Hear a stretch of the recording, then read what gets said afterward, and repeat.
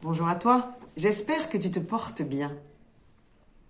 Aujourd'hui, dans l'Évangile, nous entendons Jésus dire à ses disciples, c'est-à-dire à nous, « Vous croyez en Dieu, croyez aussi en moi. » Croire en Dieu, croire en Jésus, Fils de Dieu, avoir la foi. Ces trois expressions sont identiques. Mais la dernière peut laisser un peu perplexe.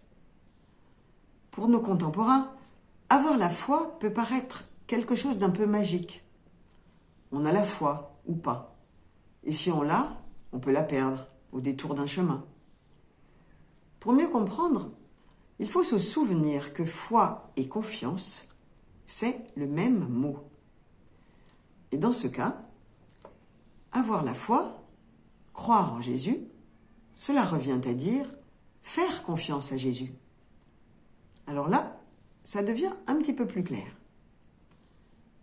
Mais pourquoi ferait-on confiance à Jésus? Cela fait plusieurs jours que nous l'entendons nous dire qu'il est le vrai berger, que les brebis connaissent sa voix et qu'il donne sa vie pour elles. Si les brebis connaissent sa voix, c'est qu'il s'occupe d'elles, qu'il les soigne, qu'il leur parle, qu'il les conduit dans de verts pâturages où la nourriture est abondante. C'est pour cela qu'elles le suivent et qu'elles lui font confiance. Elles ont expérimenté qu'il est vraiment le bon berger. Pour rassurer davantage ses disciples, et donc nous aussi, il leur dit encore « Quand je serai parti vous préparer une place, je reviendrai et je vous emmènerai auprès de moi, afin que là où je suis, vous soyez vous aussi. » Cela me fait aussi penser à la dernière phrase de l'évangile de saint Matthieu. « Et moi, je suis avec vous tous les jours jusqu'à la fin du monde. » Voilà une autre raison de faire confiance à Jésus. Il nous dit qu'il nous prépare une place auprès de Dieu et qu'il est avec nous tous les jours. Et l'on sait que Jésus n'a jamais menti à personne, et cela, quels que soient les risques encourus. Jésus ajoute encore, en réponse à Thomas qui, comme nous, ne comprend pas grand-chose, « Moi, je suis le chemin, la vérité et la vie. Personne ne va vers le Père sans passer par moi. » Le seul but de Jésus, c'est de nous conduire vers son Père et notre Père. Chaque acte de ma journée peut me rapprocher ou m'éloigner de Dieu. Il est quelquefois très facile de s'approcher de Dieu. Par contre, d'autres fois, cela peut être très difficile. Il peut être simple de suivre le berger lorsque le terrain est plat, que l'herbe est bien verte. Mais tout d'un coup, le terrain peut devenir de plus en plus accidenté. L'herbe se fait plus rare et il n'y a presque pas d'eau.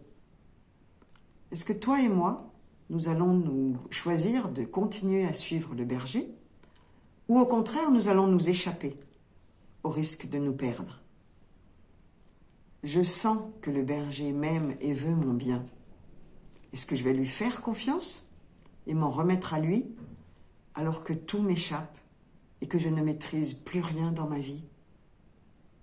Si je m'angoisse devant ce qui se présente, si je m'inquiète de l'avenir, c'est peut-être que j'oublie que le Christ est là comme il l'a promis et que je compte seulement sur mes propres forces pour vivre ma vie toute seule.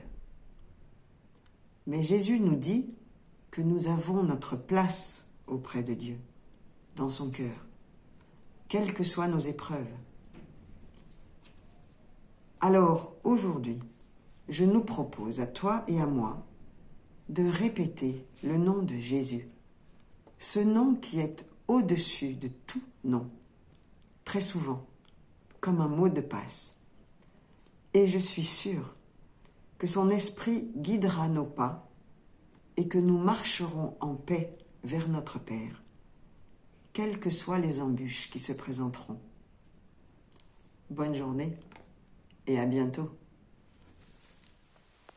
Jésus,